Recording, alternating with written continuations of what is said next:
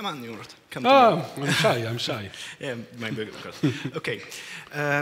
Witam Państwa bardzo serdecznie. Tak jak zostaliśmy przedstawieni, Nimrod Kravicas, który jest senior sales inżynierem w firmie A10 Networks oraz moja skromna osoba, więc Tomasz Domolewski, business development manager Bakotechu, czyli polskiej dystrybucji A10 Networks. Na początek taka mała sugestia, jeżeli w trakcie naszego dzisiejszego wystąpienia poczujecie Państwo senność, to nie my, to węglowodany. Mam nadzieję, że nie będziecie tego Państwo konotować z nami.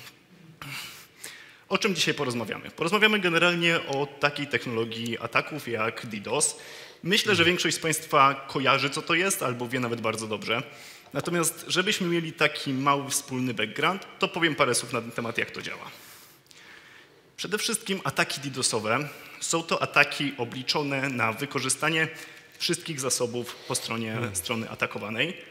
Mogą to być ataki fizyczne i zasoby fizyczne, natomiast mogą to być również zasoby sieciowe. Wtedy na przykład próbujemy, że tak powiem, zablokować dostęp do jakiejś aplikacji strony, która jest przez nas atakowana. I tak naprawdę, to co bardzo często konotujemy z atakami DDoS-owymi, są to ataki na różnego rodzaju korporacje, na duże firmy. I oczywiście takie rzeczy mają miejsce. Wtedy te ataki są obliczone na tak naprawdę dwa rodzaje różnego rodzaju efektu. Z jednej strony są to korzyści majątkowe, kiedy próbujemy przekonać tą stronę, którą atakujemy, żeby w jakiś sposób zapłaciła nam pieniądze za to, że odblokujemy na przykład dostęp do jej strony internetowej. Natomiast ma to też drugie oblicze, kiedy to prowadzimy taki atak po to, żeby firmę konkurencyjną osłabić w oczach rynku. Są to tak zwane ataki obliczone na kompromitację biznesową. Po co się to robi? Robi się to dlatego, żeby na przykład konkurencyjna firma do nas została słabiej oceniana przez rynek, żebyśmy to my na przykład stali się tą silniejszą stroną i żeby w przyszłości klienci chętniej wybierali nas niż firmę konkurencyjną, bo na przykład do jej systemów przez jakiś czas nie było dostępu. Na przykład w piku, kiedy najwięcej klientów było zainteresowanych naszą technologią, wtedy wybrali nas, a nie konkurencję, dlatego że do ich systemów po prostu nie było dostępu. I tak jak wspomniałem, są to ataki bardzo kosztowne, bardzo często relatywnie proste w przeprowadzeniu, natomiast nie są to ataki najgorsze, chociaż prawdopodobnie ludzie pracujący i odpowiedzialni za bezpieczeństwo w firmach tego typu uważają troszeczkę inaczej. Moim zdaniem najgorsze ataki DDoS-owe to ataki prowadzone na instytucje rządowe, na komunikację wojskową oraz na infrastrukturę energetyczną. W latach 2020-2021 według danych stworzonych przez firmę A10 Networks ilość ataków DDoS-owych generalnie na świecie wzrosła dwukrotnie. Na chwilę obecną nie mamy jeszcze danych, jak będzie to wyglądało w roku 2022, natomiast z czym związane były ataki w 2021? Głównie oczywiście pandemia i to, że część systemów została wyprowadzona poza bezpieczne środowiska, jak również podatność Log4j, która pozwoliła na wysadzanie baz danych poprzez multiplikowanie ilości danych, które się w nich zbierały i kończyło nam się miejsce po prostu na systemach, najprościej mówiąc. Jak mówiłem, nie mamy jeszcze do końca danych za rok 2022, natomiast analitycy są zgodni, że to prawdopodobnie będzie kolejny rekordowy rok. Dlaczego tak się dzieje? No, ma to ogromny związek z konfliktem zbrojnym za naszą wschodnią granicą. Już w pierwszych dniach tego konfliktu zauważono ogromną ilość tego typu ataków, zwłaszcza na miasto Charków, na gabinet Rady Ministrów Ukrainy oraz na infrastrukturę i komunikację wojskową. Oczywiście nie były to jakieś przypadkowe ataki. To się nie stało tak, że nagle ktoś uznał, że tam będzie atakował zupełnym przypadkiem. Były to ataki absolutnie prowadzone tylko i wyłącznie po to, aby wspomóc konwencjonalną wojnę. W związku z tym musimy zrozumieć i musimy sobie powiedzieć głośno, że w roku 2022 ataki typu DDoS-owego są formą broni. I to są formą broni wykorzystywaną w realnych konfliktach zbrojnych na świecie. Co za tym idzie? Musimy się przed nimi w jakiejś formie chronić i musimy się zastanowić, jak to zrobić, żeby jak największy poziom obrony przed tego typu atakami móc zastosować. Jeżeli nawet zakładamy, że nie będzie więcej podatności, pandemii i kolejnych wojen, to te ataki będą coraz częstsze i będzie ich coraz więcej. Dlaczego tak się dzieje? Dlatego, że rośnie nam ilość urządzeń w IoT. Rośnie nam ilość smart samochodów, smart lodówek, smart ekspresów do kawy.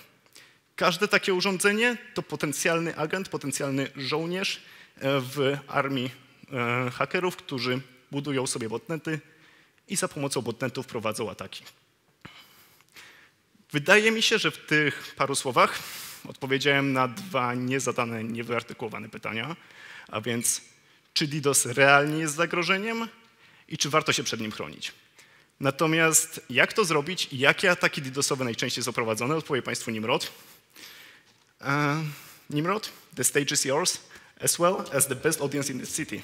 Thank you.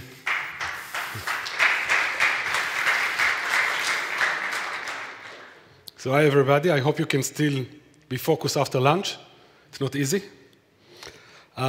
What I'll do, I'm not going to speak too much about our product. I'm going to speak a little bit today about technology and challenges that I'm facing, in this area. So I can use this one as well.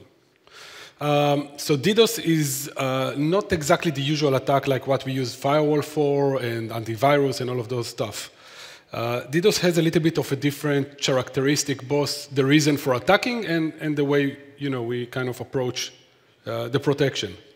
I'm not going to speak about all the DDoS in the world that you might imagine today. I'm just taking 3 categories of DDoS for the sake of the discussion, mainly focusing on what we call volumetric attack. Because in the DDoS world, there are still attacks that can prevent a service, but without being volumetric, without being huge. So in the volumetric attack, we have, for me, 3 categories: spoof attack, amplification or reflection attack, and lastly, attacks that are directed. Spoof attacks are attacks that when I'm sending to you my traffic, I'm not using my own name for the traffic, so the other side cannot block my name because I'm not using it. So it's impossible to block the attack in a simple way because I'm changing my name all the time to different names, so the other side will never be able to, let's call it, blacklisting. Amplification attack is another form of volumetric, is by using a middleman or someone in the middle to target the attack. So if I am a hacker, I'm sending a DNS request, as an example, to a DNS server, but instead of using my name, I'm using the victim name. So now the DNS is responding to someone that never asked the question from the first place. Now, if I do it in huge volumes, I will kill my victim. And lastly, direct attack. Direct attack must be used for situations that I need to create a state, like TCP session. If I like to send a lot of HTTP GET messages to the victim, I must create a session. But I cannot create a session if I'm not using my name, unfortunately. You cannot spoof your name and still create a session. So for stateful attack or direct attack, I still need to use my name. This is why in this area of volumetric attack, direct attack is the less usable way of running such attacks, because I actually need to rent a lot of real IP addresses or a lot of infected systems to create a massive attack of that nature. So what I'm trying to hack? Of course, I'm trying to hack or to make damage to a service, but what exactly each attack is doing? Like, some attacks are trying to kill the pipe. So you can't even reach the company because the whole pipe is fully jammed. Like amplification attacks. The goal of the amplification attack is not to kill the server, is to make sure you cannot even reach the server because now the road is blocked. CPU. If I'm sending a lot of SYN packets, a lot of initiation packets, then the CPU is really busy about trying to understand if I should open or not a new connection. So I'm killing the CPU of the server. So I'm not creating a massive amount of throughput, but it's just enough to kill the service on the server itself. And then memory attack. Every server, every machine has a limited memory amount eventually. Even if it's huge, it's still limited. If I will open a lot of connections, eventually I will drain the memory resources and I will kill the service as well. So different attacks are targeting different pieces of my network infrastructure, whatever you like to name it. So some basic principle about how to approach a DDoS mitigation, like how do I even start? Because to prevent an attack, I need to do 2 things. 1, identify that there is an attack. And then secondly, to build a filter or a system that will block that attack. So of course, the most basic way of blocking attacks in the DDoS environment is to rate limit, or even worse, to black hole, to just kill all the packets during the attack. But this is very primitive, because unfortunately, if you do that, you always affect also your good guys, also the legitimate traffic. So we try to avoid rate limit as much as possible, or we use it as an intermediate stage at the beginning of the attack until we can enforce more accurate way. Source validation is a very common way of validating if I am a normal user or a bot, a robot that sends an attack. Things like sending, when an attack starts, and only when an attack starts, what I can do is, whenever I see an HTTP GET, a request for a page, I can, instead of allowing the packet to go to the server, I can send back to the client, hey, please follow this redirect command, please run this JavaScript. And only if he's running it successfully, I will allow him to continue, and I will classify him. And lastly, and this is the most important information or important way of doing it today, is looking for behavioral indicator. Because if I collect data like TTL, like different ratios between TCP open connection and TCP closed connection, I'm starting to understand how my network actually behaves, and I can start looking for deviation from that behavior. And this is how I can lead into a more advanced solutions like machine learning, artificial intelligence, and all of those buzzwords, because now I have a baseline database of information that can help me to understand how normal and unnormal look like. So eventually, during the attack, I have several stages. The first stage is gray. It's not really a list, but it's a gray list. So all the traffic that arrived during an attack is unknown. It can be good, it can be bad, I just don't know. So I need to take this gray area and put it into two ways, whitelist and blacklist, who I should allow and who I should drop. Now, it's very important to think about different attacks, like during a spoof attack, because the source of the attack is randomly changing, what I usually do, I will whitelist the normal user because I cannot blacklist the bad user, because the bad user has no meaning. While if I look about a direct attack, like an HTTP GET flood, which is a direct attack that needs the client to, the attacker to have a real IP, I can blacklist that specific user. So for each attack, I need a different mean of prevention. This is, by the way, one of the essential basic principles that are different between DDoS and like antivirus or IDS-IPS or other technologies. In IDS-IPS world, you usually use fingerprinting, so all the attacks are compared to a fingerprinting database, and if there is a match, I will drop it. If there is no match, please go on, it's okay. In the DDoS world, usually for each attack, you need a different prevention mechanism and a different identification mechanism, because each attack has a very different characteristic in the way it behaves. So just a few slides about A10 and a short video just to explain how we do it. So A10 is a US-based American company that exists for over 20 years. We have multiple products, including carrier-grade NAT, load balancing and ADC that includes WAF and other technologies. We have a unique firewall for 5G and mobile operators. And of course, we have the DDoS solution that I'm presenting today. So when we approach DDoS as a company, for us, the most important is not just to black hole. Black hole means that all the attack that I see for a specific, let's say, network, I will just ask the router to drop it. Unfortunately, if you do that, everything that comes from that subnet will be dropped, including normal user as well. So we, instead of using those technologies, we created a unique 5-level of adaptation during an attack, meaning that if the attack just started and it's a very small attack, I will maybe do some basic rate limiting because it might be enough. And if the attack starts to grow, let's say 10 times than the normal traffic, I can start doing things like user authentication, validating the user behave properly.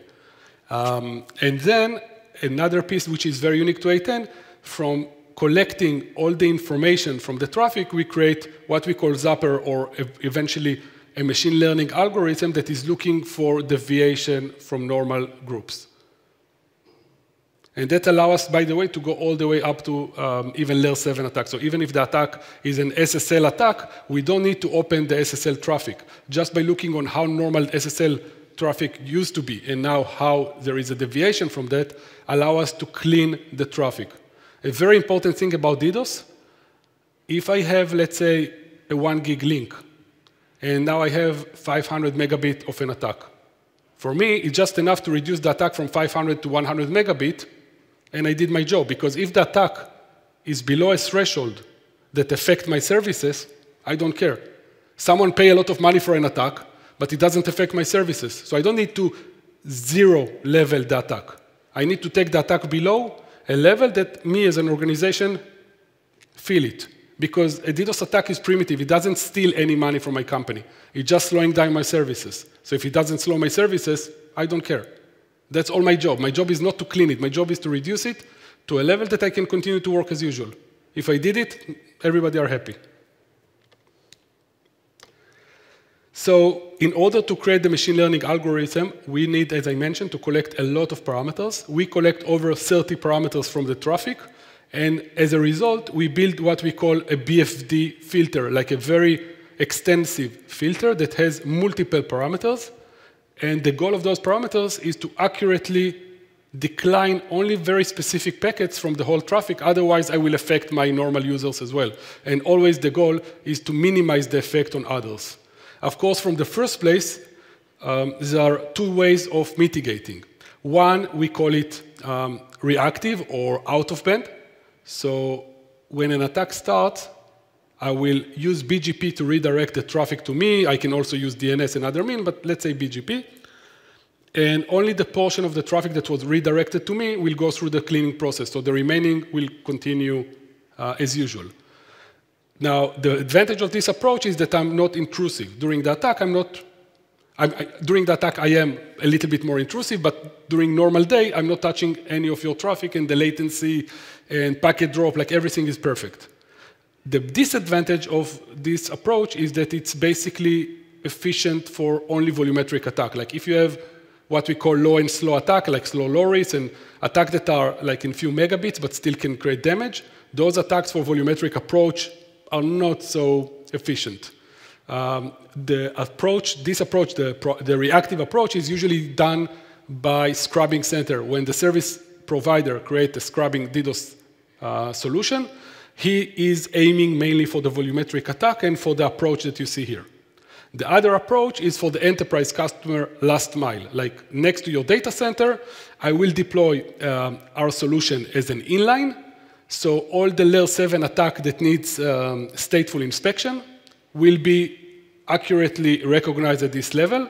So that approach, the one on the left, is the one that we deploy for the enterprise last mile, and it allows before the firewall, and it allows us to clean also like very small attacks as well to make sure that everything is protected. And depending on the customer type, some are enough with the volumetric, which is the most usually dangerous problem, but some like banking sector will need also the inline last mile, because even a small attack can affect, let's say, stock exchange behavior and stuff like that, like just add the fraction of a latency. So this is a quick introduction and an idea of what we do.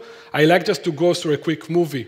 I wanted to do a demo, but unfortunately the internet is not fast enough, so instead I will run a 3-minute movie just to give you a hint of how it looks in real life. So I need to 1, 2, 3, 4.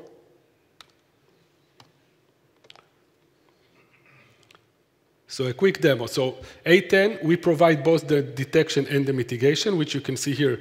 This is the detector that collects all the data to understand if there is a behavior problem. And this is the mitigator, which will use BGP to redirect the attack once it is starting.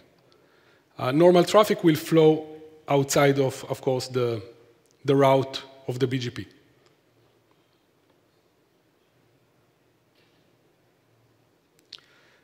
So, all of our solutions are GUI-based to make it easy. This is just the standard dashboard where I can see geolocation, where traffic is coming from, if it's bad or good.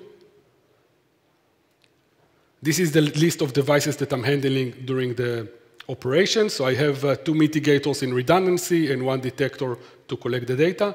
One of the advantages, if my device fails, it just withdraws the BGP, so traffic will flow without being affected.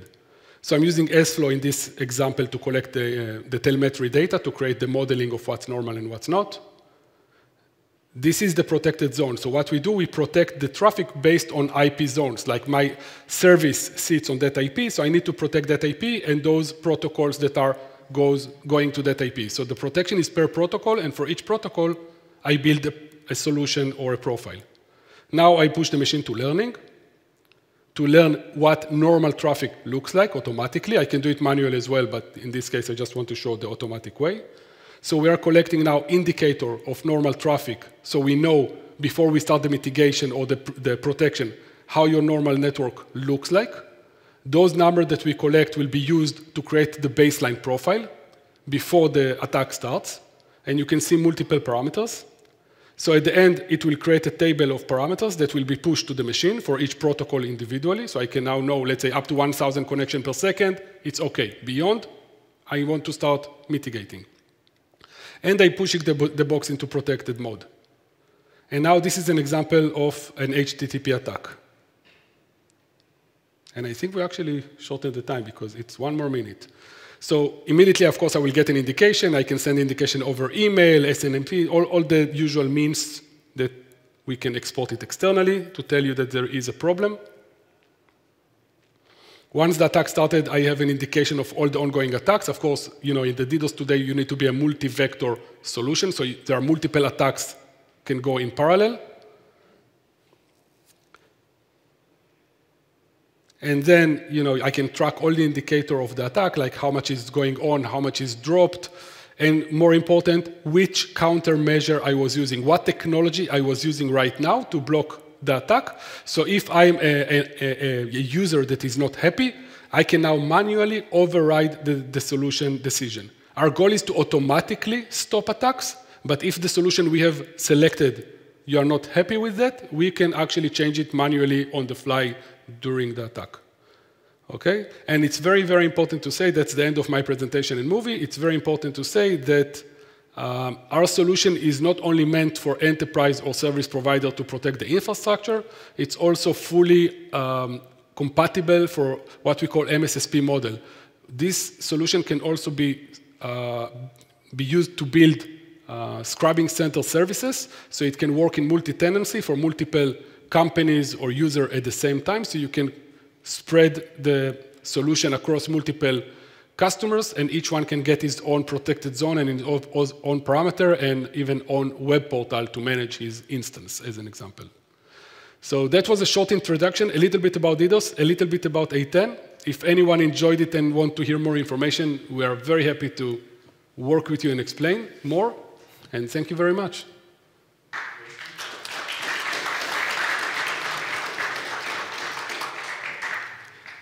To i tylko jedno zdanie z mojej strony. Przy naszym stoisku istnieje możliwość zapisania się na warsztaty techniczne z Nimrodem i spośród uczestników tych warsztatów będzie rozlosowany